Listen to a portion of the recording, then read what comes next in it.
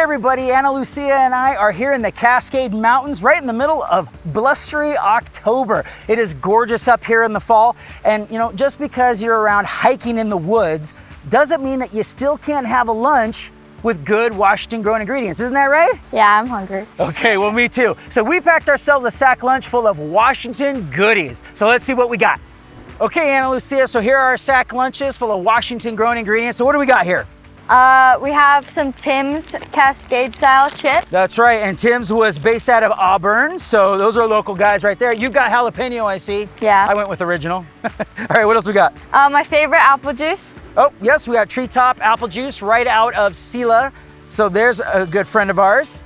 Some Beecher's cheese sticks. Oh, yes, indeed. Beecher's, one of our favorite cheeses, and they do make individual cheese sticks, so we can't go without one of those guys. We have some sandwiches. We got some sandwiches, some turkey sandwiches with some shepherd's grain bread right there.